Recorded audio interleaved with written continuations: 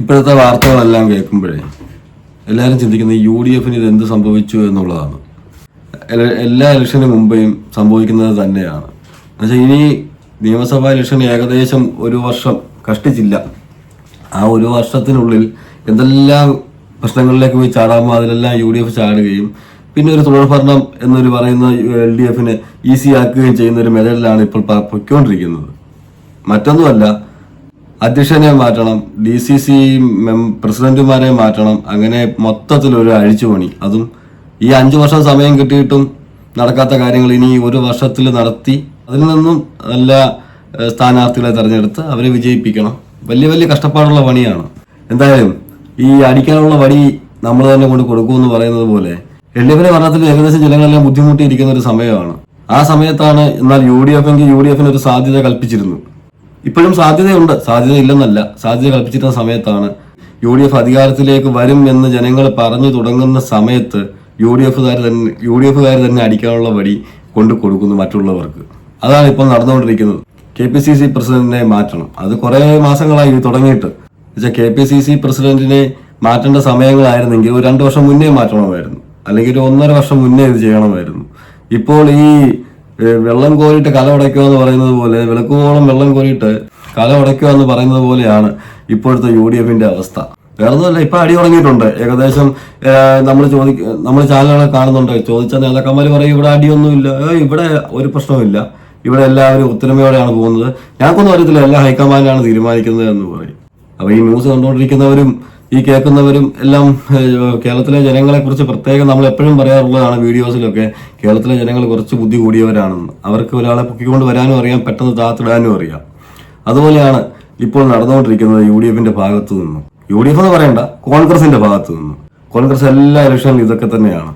ഇപ്പോൾ 2 പ്രാവശ്യമായി തുടർഭരണം നേടി മുന്നോട്ട് പോകുന്ന LDF സർക്കാരിന്റെ പരാജയങ്ങൾ ജനങ്ങളിലേക്ക് എത്തിക്കാൻ ശ്രമിക്കുന്നതിന് പകരം ഇപ്പൊ കമ്മിറ്റികളെ മാറ്റാനും പ്രസിഡന്റുമാരെ മാറ്റാനും ആ ഒരു ലെവലിലേക്കാണ് ഇപ്പൊ കോൺഗ്രസ് പോയിക്കൊണ്ടിരിക്കുന്നത്. നേരത്തെ കുറച്ച് മാസങ്ങൾക്ക് മുമ്പ് നമുക്കറിയാം, കുറച്ച് വർഷങ്ങളായിട്ട് ഗ്രൂപ്പിസം ഒന്നും അധികം ഇല്ലാതിരുന്ന ഒരു സാഹചര്യമുണ്ട് കോൺഗ്രസിൽ. പക്ഷെ ഇപ്പം ഗ്രൂപ്പിസം ഒക്കെ പിന്നെയും തുടങ്ങിയിട്ടുണ്ട്. ഓരോരുത്തർക്കും ഓരോ ഗ്രൂപ്പ്, അവരുടെ കൂടെ നിൽക്കുന്ന കുറെ പേര്.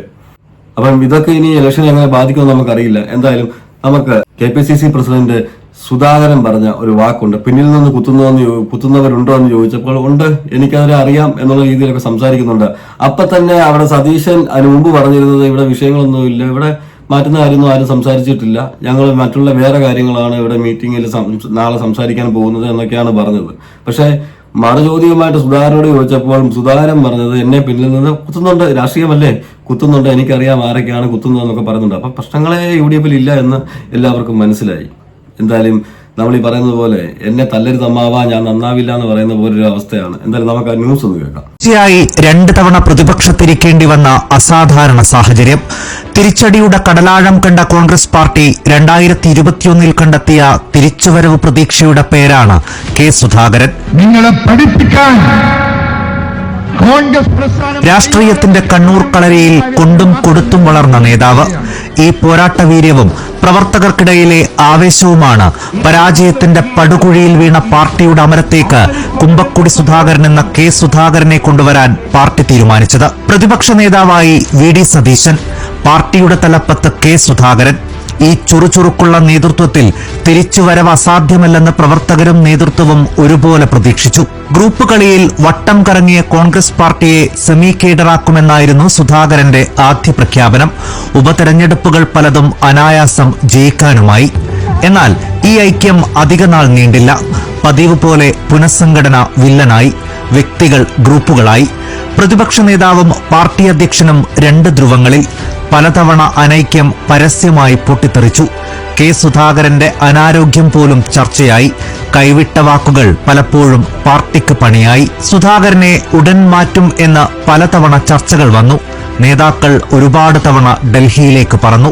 നാളെ വീണ്ടും ഹൈക്കമാൻഡ് നേതാക്കൾ കൂടിയിരിക്കുമ്പോൾ സുധാകരനെ മാറ്റും എന്നാണ് അടക്കം പറച്ചിൽ.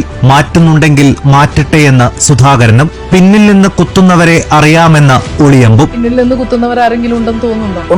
ഉണ്ടാവാം, അതൊക്കെ രാഷ്ട്രീയമല്ലേ, അതിലൊക്കെ ഉണ്ടാവാം, ഉണ്ടാകാതിരിക്കാം. ഉണ്ടായാലും ഇല്ല ഇതെങ്കിലും എനിക്ക് പരാതിയില്ലാതെ ആരൊക്കെയാണെന്ന് പറയാം.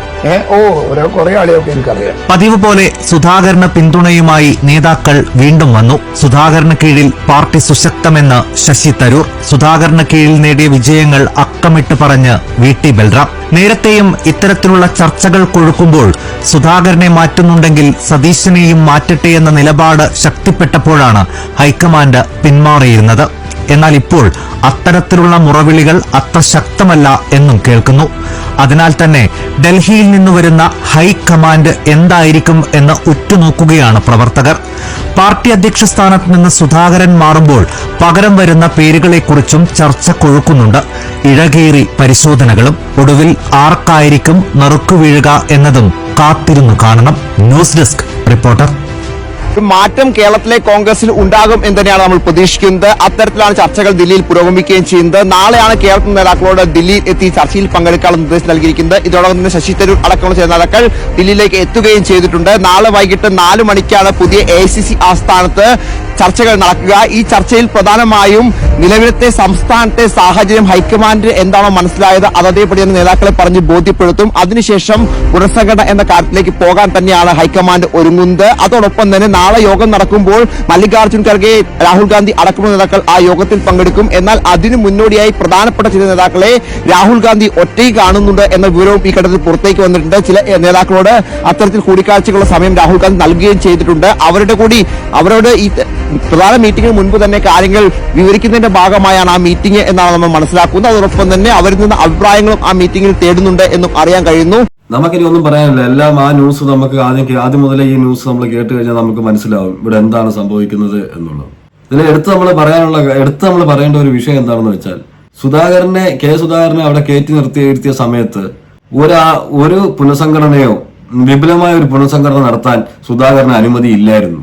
കാരണം ഒരു KPCC പ്രസിഡന്റ് പുതുതായിട്ട് ചുമതല എടുക്കുമ്പോൾ അവർക്ക് സ്വന്തമായിട്ട് എന്തെങ്കിലുമൊക്കെ ചെയ്യാനുള്ള ഒരു അധികാരം ഉണ്ടായിരുന്നു. പക്ഷെ ഈ അധികാരമുണ്ട് പക്ഷെ ഉപയോഗിക്കാൻ പറ്റില്ല എന്ന് പറയുന്ന പോലെയാണ് സുധാകരന്റെ അവസ്ഥ. അങ്ങനെയായിരുന്നു. ഓരോ ജില്ലകളിൽ പോലും ഒരു DCC പുനഃസംഘടിപ്പിക്കാനോ അല്ലെങ്കിൽ DCC പ്രസിഡന്റുമാരെ സ്വന്തമായ രീതിയിൽ ഒന്ന് നിയമിക്കാനോ അല്ലെങ്കിൽ കൂട്ടായ ചർച്ചയിലൂടെ നിയമിക്കാനോ ഒന്നും പറ്റാത്ത ഒരു സാഹചര്യം.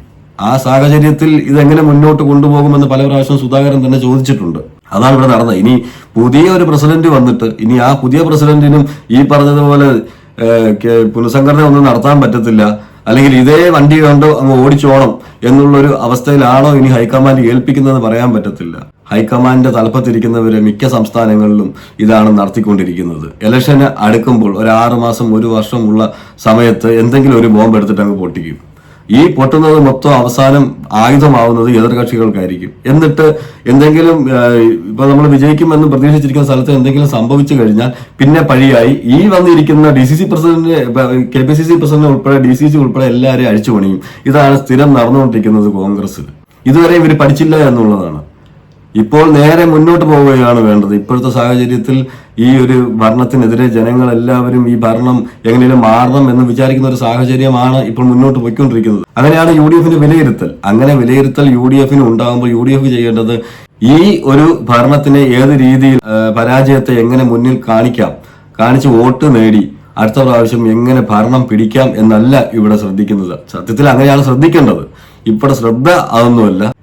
KPCC പ്രസിഡന്റിനെ ഉൾപ്പെടെ ഇനിയിപ്പോ വേറെ ആരൊക്കെ മാറ്റുമെന്ന് അറിയത്തില്ല. ഇനി 1 വർഷത്തിനുള്ളിൽ പല മാറ്റങ്ങളൊക്കെ സംഭവിച്ചേക്കാം. അപ്പൊ ഇങ്ങനെ മാറ്റിക്കൊണ്ടേയിരിക്കും. അപ്പൊ ഞാൻ ഈ പറഞ്ഞതുപോലെ പരാജയപ്പെട്ട് കഴിഞ്ഞാൽ, ജയിക്കുന്നിടത്ത് പരാജയപ്പെട്ട് കഴിഞ്ഞാൽ പിന്നെ അവിടുന്ന് മൊത്തം അഴിച്ചുപണിയാണ്. ഇത് സ്ഥിരം നടന്നുകൊണ്ടിരിക്കുന്ന കലാപരിപാടിയാണ്. എന്നാൽ ഇതിനെക്കുറിച്ച് രമേശ് ചെന്നിത്തല, മുൻ പ്രതിപക്ഷ നേതാവ് രമേശ് ചെന്നിത്തലയോട് പത്രക്കാർ കുറച്ച് ചോദ്യങ്ങൾ ചോദിക്കുന്നുണ്ട്. നമുക്ക് അതുകൊണ്ടൊന്ന് കേൾക്കാം. ഇതുവരെ ഔദ്യോഗികമായ ഒരു ചർച്ച നടന്നതായിട്ട് എനിക്കറിയില്ല. എന്നോടാരും സംസാരിച്ചിട്ടില്ല.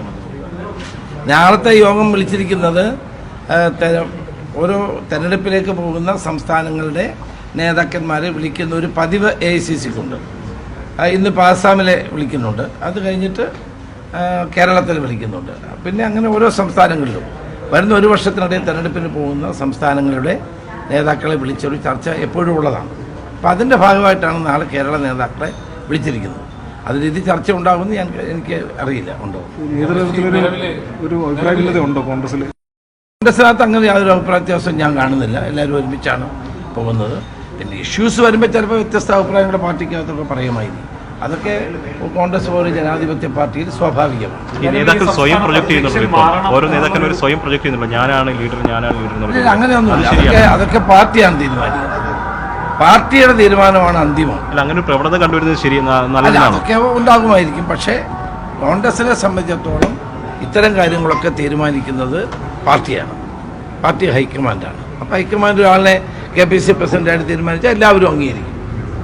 എന്നാൽ തലസ്ഥിതി തുടരണമെന്ന് പറഞ്ഞാൽ എല്ലാവരും അംഗീകരിക്കും. അതിന് അന്തിമ തീരുമാനം പാർട്ടിക്കുള്ളത്. നിലവിലെ സംസ്ഥാന അധ്യക്ഷൻ മാറേണ്ട ഒരു സാഹചര്യം സംസ്ഥാനത്ത്. അതെ, ഞാൻ പറഞ്ഞത് അതെല്ലാം തീരുമാനിക്കുന്നതും വിലയിരുത്തുന്നത് ഒരു അഭിപ്രായ ഐക്യം ഉണ്ടാക്കുന്നതും ഹൈക്കമാൻഡാണ്. ഹൈക്കമാൻഡ് അങ്ങനെ തീരുമാനമെടുത്താൽ എല്ലാ പാർട്ടി പ്രവർത്തകരും അംഗീകരിക്കും. ഇതാണ് മെയിൻ പ്രശ്നം. ഹൈക്കമാൻഡ് ഒരു തീരുമാനം എടുത്താൽ എല്ലാ പാർട്ടി പ്രവർത്തകരും അംഗീകരിക്കും.